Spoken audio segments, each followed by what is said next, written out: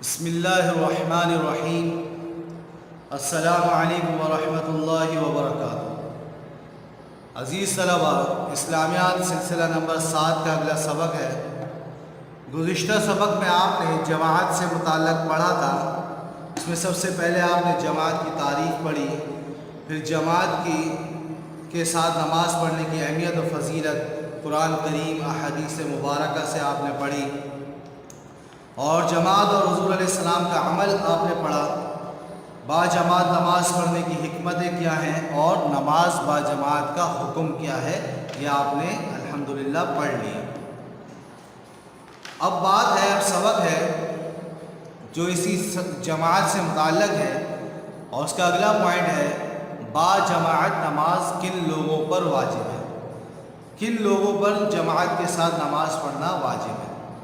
تو عزیز طلبہ، جیسا کہ آپ نے گزشتہ سبق میں پڑھا کہ 5 وقت کی فرض نمازوں کو جماعت کے ساتھ پڑھنا مسجد میں یا مسجد کے علاوہ کسی بھی جگہ پر یہ سنت مؤکدہ ہے مردوں کے لیے، اور یہ واجب کے قریب ہے، بلکہ عملی اعتبار سے عملی طور پر تو یہ واجب بھی ہے۔ بہرحال جماعت کے ساتھ فرض نماز کی ادائیگی درج ذیل لوگوں پر واجب ہے، سنت مؤکدہ واجب کے قریب ہے۔ ان میں سے کون لوگ ہیں؟ وہ جو مرد جس پر ہم نے کہا کہ سنت مؤکدہ ہے، اس مرد پر جماعت، تو مرد کیسا ہو؟ ایک تو یہ کہ مسلمان ہو۔ تو یہ سیدھی سی بات ہے، کافر آدمی تو نماز ہی نہیں پڑھے گا، جماعت تو دور کی بات ہے۔ تو مسلمان مرد پر جماعت کی نماز واجب ہے۔ اسی طرح دوسرا شرط یہ ہے کہ وہ مرد ہو، اور یہ بات آپ پڑھ چکے ہو کہ وہ مرد ہوگا جس پر جماعت کے ساتھ نماز واجب ہے۔ تیسری بات، بالغ، نابالغ پر جماعت کے ساتھ نماز پڑھنا واجب نہیں ہے۔ ہاں، اگر اس کوئی لڑکا ہے اور اس کی عمر 10 سال ہو گئی ہے تو اس کو چاہیے، گھر والوں کو بھی چاہیے کہ اس کو جماعت سے نماز پڑھانا شروع کر دیں، تاکہ بالغ ہوتے ہوتے اس کو جماعت کے ساتھ نماز پڑھنے کی عادت بن جائے۔ اسی طرح عاقل ہونا، کسی پاگل دیوانے پر یا بے ہوش آدمی پر جماعت کے ساتھ نماز پڑھنا واجب نہیں ہے، بلکہ عقل مند اور عاقل آدمی پر جماعت کے ساتھ نماز پڑھنا واجب ہے۔ اسی طرح تندرست پر جماعت کے ساتھ نماز پڑھنا واجب ہے۔ اگر کوئی شخص مسلمان ہے، مرد ہے، بالغ ہے، عاقل ہے، لیکن بہت بیمار ہے، مسجد جا ہی نہیں سکتا، یا مسجد جانے کی کوشش کرے گا یا جماعت کے ساتھ نماز پڑھنے کی کوشش کرے گا تو مرض بڑھ سکتا ہے، تو ایسے شخص پر واجب نہیں ہے۔ تو عزیز طلبہ، یہ تو وہ چیزیں ہیں جس سے یہ حکم ثابت ہوتا ہے کہ ان لوگوں پر جماعت کے ساتھ نماز پڑھنا واجب نہیں ہے۔ لیکن اگر کوئی پاگل شخص، دیوانہ شخص، یا کوئی عورت یا کوئی بزرگ یا بیمار شخص جماعت کے ساتھ نماز پڑھنے آ جائے گا تو یہ نہ کہ صرف یہ کہ وہ اس کی نماز ہو جائے گی، بلکہ ان کو اس جماعت کا بھی ثواب ملے گا۔ واجب نہیں ہے، اگر پڑھنے آ جاتے ہیں، پڑھ لیتے ہیں تو اس کا ثواب ملے گا۔ اس کے بعد آخری پوائنٹ ہے ترک جماعت کے اعذار۔ اعذار جو ہے عذر کی جمع ہے۔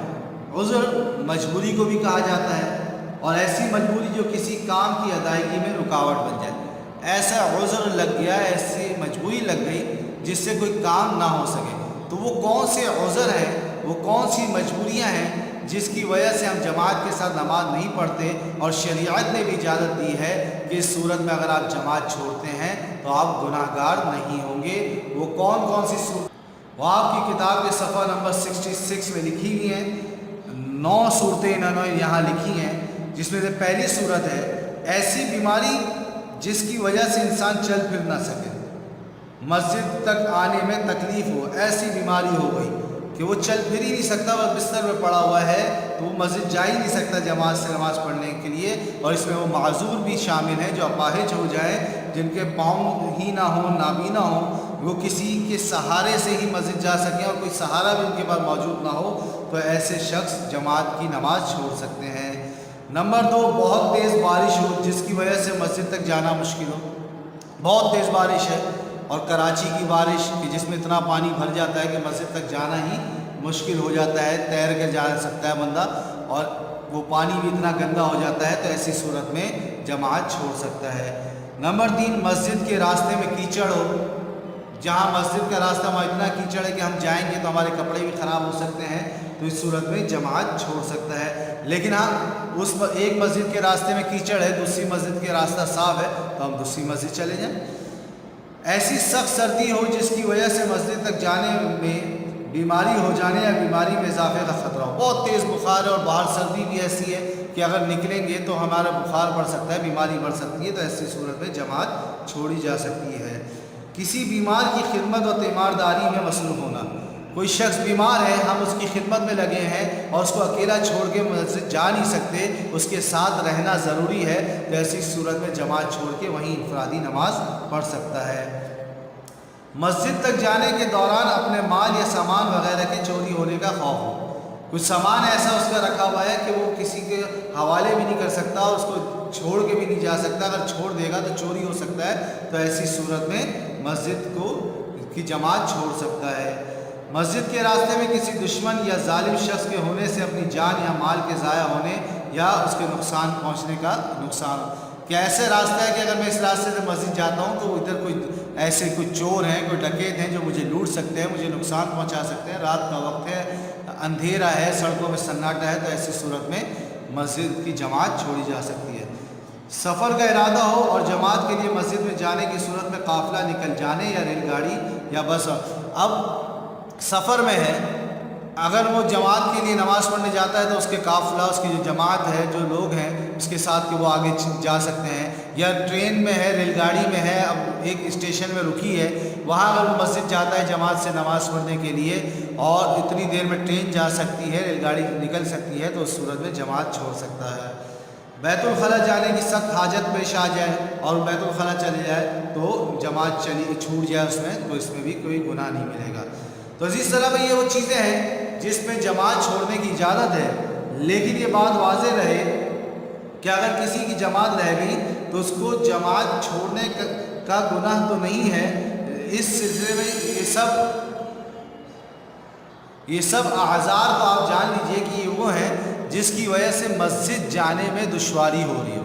लेकिन अगर कोई शख्स मस्जिद नहीं जा रहा, लेकिन अगर कोई बीमार की तीमारदारी कर रहा है, वहाँ 2 लोग और हैं, तो वहाँ जमात के साथ नमाज़ पढ़ लें। इसी तरह कोई बीमार है या तेज़ बारिश हो रही है, घर में 3-4 अफराद हैं, अगर मस्जिद के अलावा कोई और सूरत जमात से नमाज़ पढ़ने की बन जाए तो फिर जमात पढ़ना वाजिब है, उधर जमात के साथ नमाज़ पढ़े। तो ये सारी सूरतें तर्क जमात के आज़ार उस वक्त हैं जो मस्जिद में जमात के हवाले से। बाकी कहीं और इन उज़र के बावजूद कहीं और अगर कोई सूरत जमात की पढ़ जाती है तो हमें जमात के साथ ही नमाज़ पढ़नी है। अब ये जितना हुआ 2 पॉइंट्स हमने पढ़े, इसकी हम गलत ख़वानी कर लेते हैं, फिर आगे इंशाअल्लाह सबक और पढ़ लेंगे। तो अभी आप किताब का सफ़ा नंबर 64 यानी 64 खोल लीजिए। सफ़ा नंबर 64 में जहाँ से हमारा आज सबक शुरू हो रहा है वो है बाजमात नमाज किन लोगों पर वाजिब है।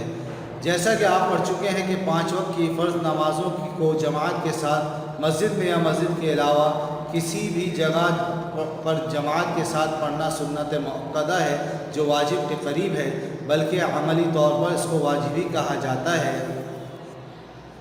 बाहर कैफ जमात के साथ फ़र्ज़ नमाज की अदायगी दर्ज लोगों पर वाजिब है। नंबर 1 मुसलमान, इसका मतलब यह है कि गैर मुस्लिम शख्स पर जमात वाजिब नहीं है। ज़ाहिर है कि जब एक शख्स मुसलमान ही नहीं तो इसके लिए पहले इस्लाम लाना ज़रूरी है, फिर जब वो मुसलमान हो जाएगा तब उस पर नमाज फ़र्ज़ होगी और जमात वाजिब होगी। नंबर 2 मर्द, इसका मतलब ये है कि औरतों पर जमात वाजिब नहीं है। नंबर 3 बालिग होना, इसका मतलब ये है कि नाबालिग बच्चों पर जमात वाजिब नहीं है, अलबत्ता जो लड़के 10 साल के हो जाएं उनको जमात के साथ नमाज अदा करनी चाहिए ताकि उनमें जमात से नमाज पढ़ने की आदत पुख्ता हो जाए। आकिल होना, इसका मतलब ये है कि अगर कोई शख्स पागल है, दीवाना है या बेहोश है तो उस पर जमात वाजिब नहीं है। तंदुरुस्त होना यानी बीमारी, माजूरी या किसी और किस्म का शरई उज़र ना होना जिसकी बिना पर जमात का तर्क करना जायज़ है। ऐसे आज़ार जिनकी वजह से जमात तर्क की जा सकती है उनकी तफसील आगे आएगी। कोई औरत या नाबालिग बच्चा या दीवाना शख्स या बीमार या माजूर जमात के साथ नमाज पढ़ ले तो न सिर्फ ये कि उनकी नमाज हो जाएगी बल्कि उनको जमात का सवाब भी मिलेगा। ترک جماعت کے اعذار، نماز جماعت چھوڑنے کے عذر مجبوریاں کیا ہیں؟ اعذار جمع ہے عذر کی، عذر کے معنی ہیں ایسی مجبوری جو کسی کام کی ادائیگی میں رکاوٹ بن جائے۔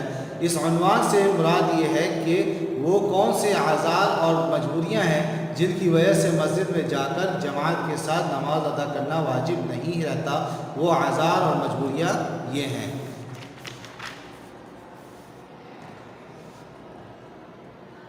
ایسی بیماری جس کی وجہ سے انسان چل پھر نہ سکے اور مسجد تک آنے میں تکلیف ہو، اس میں ایسے معذور اور اپاہج بھی افراد بھی شامل ہیں جن کو اپنے اس عذر کی بنا پر مسجد تک آنے میں تکلیف ہو، جیسے نابینا، پیروں سے معذور شخص، فالج کا مریض یا بہت بوڑھا شخص جو چلنے پھرنے سے عاجز ہو اور اس کو مسجد تک جانے میں تکلیف ہو، بہت تیز بارش ہو جس کی وجہ سے مسجد تک جانا مشکل ہو، مسجد کے راستے میں کیچڑ ہو، ایسی سخت سردی ہو جس کی وجہ سے مسجد تک جانے میں بیمار ہو جانے یا بیماری میں اضافہ کا خطرہ ہو، کسی بیمار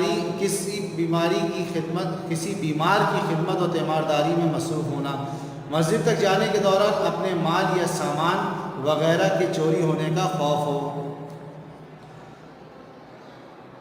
مسجد کے راستے میں کسی دشمن یا ظالم شخص کے ہونے سے اپنی جان یا مال کے ضائع ہونے یا ان کو نقصان پہنچنے کا خوف ہو، سفر کا ارادہ ہو اور جماعت کے لیے مسجد میں جانے کی صورت میں قافلہ نکل جانے یا ریل گاڑی، جہاز، بس وغیرہ کے نکل جانے کا خوف ہو، بیت الخلاء جانے کی سخت حاجت پیش آ جائے اور اس دوران مسجد کی جماعت چلی جائے۔ واضح ہے کہ مندرجہ بالا مجبوریوں کی بنا پر اگر کسی کی جماعت رہ گئی تو اس کو جماعت ترک کرنے کا گناہ نہیں ہوگا۔ اس سلسلے میں یہ بات بھی واضح رہے کہ یہ سب اعذار ایسے ہیں جن کی بنا پر مسجد میں جا کر جماعت کے ساتھ نماز ادا کرنا واجب نہیں رہتا، لیکن اگر کوئی فرد ان اعذار میں سے کسی عذر کی وجہ سے مسجد نہ جا سکے لیکن اس کے لیے مسجد کے علاوہ کسی اور جگہ جماعت سے نماز ادا کرنا ممکن ہو تو پھر ایسے شخص کے ذمے واجب ہے کہ وہ نماز با جماعت ہی ادا کرے۔ یہاں ہمارا جماعت سے متعلق سبق ختم ہوا۔ اس کے بعد اگلا سبق، آج کا ہمارا اگلا عنوان شروع ہوتا ہے سجدہ سہو۔ سجدہ سہو، بھول کا سجدہ کرنا، نماز میں کسی کوئی بھول ہو جائے اس کا سجدہ کرنا۔ عزیز طلبہ، اس میں بھی ہم چند باتیں پڑھیں گے۔ سب سے پہلی بات یہ ہے کہ سجدہ سہو کی تعریف کیا ہے، سجدہ سہو کسے کہتے ہیں۔ یہ آپ کی کتاب کے صفحہ نمبر 67 یعنی 67 میں سبق موجود ہے۔ تو پہلی بات، سجدہ سہو کہتے کسے ہیں، تو اس کی تعریف آپ سمجھ لیں کہ سہو کے معنی ہیں بھول جانا۔ سہو کے معنی ہیں بھول جانا۔ دیکھیں عزیز طلبہ، انسان خطا کا پتلا ہے، انسان کے ساتھ خطا لگی ہوئی ہے، غلطی ہو جاتی ہے، بھول چوک ہر انسان سے ہو جاتی ہے۔ ویسے تو ہمیں ہی چاہیے کہ نماز ہم بہت توجہ سے پڑھیں اور ہر رکن، ہر واجب، ہر فرض اور اس میں جو چیزیں سنتیں ہیں ان کو بڑے اہتمام سے ہم پورا کریں تاکہ ہماری نماز اچھی بھی ہو، ہماری نماز اللہ تعالیٰ کو پسند آئے۔ لیکن پھر بھی اگر نماز پڑھنے کے دوران بعض ایسی غلطیاں ہو جائیں جن کی تلافی کے لیے نماز کی آخری رکعت میں 2 اضافی سجدے ایک سلام کے ساتھ کیے جائیں، ان کو سجدہ سہو کہا جاتا ہے۔ تو سجدہ سہو کی کیا تعریف ہو جائے گی کہ نماز پڑھنے کے دوران بعض ایسی غلطیاں ہو جاتی ہیں جن کی تلافی کے لیے نماز کی آخری رکعت میں 2 اضافی سجدے ایک سلام کے ساتھ کیے جاتے ہیں، ان کو سجدہ سہو کہا جاتا ہے۔ یہ تعریف آپ کے سمجھ میں آ گئی ہوگی کہ نماز پڑھنے کے دوران بعض ایسی غلطیاں ہو جاتی ہیں جن کی تلافی کے لیے، جن کی معافی کے لیے نماز کی آخری رکعت میں 2 اضافی سجدے ایک سلام کے ساتھ کیے جاتے ہیں، ان کو سجدہ سہو کہا جاتا ہے۔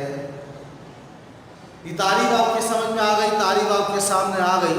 اب اس چیز کو دیکھ رہے ہیں، اس چیز کو ہم سمجھ لیں کہ سجدہ سہو کرنے کا طریقہ کیا ہے، سجدہ سہو کرنے کا طریقہ کیا ہے۔ تو عزیز طلبہ، سجدہ سہو کرنے کا طریقہ یہ ہے کہ اگر کوئی ایسی غلطی ہو گئی ہے جس کی وجہ سے سجدہ سہو واجب ہو گیا ہے تو ہم جب نماز کی آخری رکعت کے بعد قاعدہ اخیرہ میں بیٹھیں گے، جس التحیات پڑھنے کے بعد درود شریف اور اس کے بعد کی دعا پڑھ کے جس میں ہم سلام پھیر دیتے ہیں، تو اس قاعدہ اخیرہ میں ایک دفعہ ہم التحیات پڑھیں گے، اس کے بعد ایک سیدھی طرف ہم سلام پھیر کر سجدے میں اللہ اکبر کہتے ہوئے سجدے میں چلے جائیں گے، اور اس سجدہ جیسے عام سجدہ کرتے ہیں اس میں سبحان ربی الاعلیٰ بھی پڑھیں گے، اس کے بعد اللہ اکبر کہہ کے دوبارہ بیٹھ جائیں گے، پھر دوبارہ تکبیر کہہ کے دوسری مرتبہ سجدہ کریں گے، اور پھر اس کو سجدے کو بھی اسی اہتمام سے سبحان ربی الاعلیٰ اس میں پڑھ کر اس سجدے سے اٹھیں گے۔ اس کے بعد قاعدہ میں دوبارہ بیٹھ کر اس قاعدہ میں ہم دوبارہ التحیات پڑھیں گے، پھر درود شریف پڑھیں گے، پھر دعا پڑھیں گے، اس کے بعد ہم دونوں سلام پھیر لیں گے۔ تو سجدہ سہو کا طریقہ کیا ہوا کہ قاعدہ اخیرہ میں ایک طرف سلام پھیر کر دو سجدے ترتیب کے مطابق، پہلا سجدہ اس میں سبحان ربی الاعلیٰ پڑھا جائے گا، پھر بیٹھیں گے، پھر تکبیر کہتے ہوئے جائیں گے، پھر اس میں 3 مرتبہ سبحان ربی الاعلیٰ پڑھ کے پھر اللہ اکبر کہہ کر ہم قاعدہ میں بیٹھیں گے، اس کے بعد التحیات دوبارہ پڑھیں گے اور درود شریف پڑھیں گے اور دعا پڑھیں گے اور سلام پھیر دیں گے۔ اگلی بات، سجدہ سہو کب ضروری ہے، سجدہ سہو کب واجب ہوتا ہے؟ تو یہ کون سی ایسی غلطیاں ہیں جو نماز میں ہو جائے تو سجدہ سہو کرنے سے نماز ہماری پوری ہو جائے گی، ہماری نماز ادا ہو جائے گی؟ تو عزیز طلباء، سجدہ سہو کے واجب ہونے کی جو صورتیں ہیں اس کی ویسے تو بہت تفصیلات ہیں، بہت زیادہ تفصیلات ہیں اس کی، لیکن ہم یہاں پر آپ کے سامنے چند اصول ذکر کریں گے، چند اصول ذکر کریں گے۔ آپ ان اصول کو سمجھ جائیں گے تو آپ کے لیے یہ آسان ہو جائے گا کہ کس نماز میں ہم سے یہ غلطی ہو رہی ہے اور اس طرح کی غلطی ہوئی ہے، تو اس کو اس اصول کے مطابق ہم دیکھیں گے تو ہمیں پتہ چل جائے گا کہ اس نماز میں یا اس غلطی سے سجدہ سہو کرنے سے نماز ہو جائے گی یا نہیں ہوگی۔ وہ ہم اس کتاب میں آپ کے سامنے 4 اصول ذکر کریں گے، 4 اصول ذکر کریں گے۔ تو وہ اصول 4 کیا ہے وہ انشاءاللہ ہم اگلے سبق میں پڑھ لیں گے۔ یہاں ہم اپنا سبق آج کا روکتے ہیں، اور جہاں تک ابھی ہم نے بات کر لی اس کی ہم بلند خوانی کر لیتے ہیں، اس کے بعد آگے ہم انشاءاللہ اگلے سبق میں اس کے 4 اصول جو ہے وہ پڑھ لیں گے۔ تو اب آپ اپنی کتاب کھول لیجئے، کتاب کا صفحہ نمبر 67 یعنی 68 کھول لیجئے۔ کتاب کا صفحہ نمبر 67 ہے، سبق ہے سجدہ سہو۔ سجدہ سہو کسے کہتے ہیں؟ سہو کے معنی ہیں بھول جانا۔ انسان خطا کا پتلا ہے، بھول چوک ہر انسان سے ہر کام میں ہو سکتی ہے۔ ویسے تو نماز بہت توجہ سے پڑھنی چاہیے، ہر رکن اور واجب اہتمام سے اپنے وقت پر ادا کرنا چاہیے، لیکن پھر بھی نماز پڑھنے کے دوران بعض ایسی غلطیاں ہو جاتی ہیں جن کی تلافی کے لیے نماز کی آخری رکعت میں 2 اضافی سجدے ایک سلام کے ساتھ کیے جاتے ہیں، ان کو سجدہ سہو کہا جاتا ہے۔ اگلی بات، سجدہ سہو کا طریقہ کیا ہے؟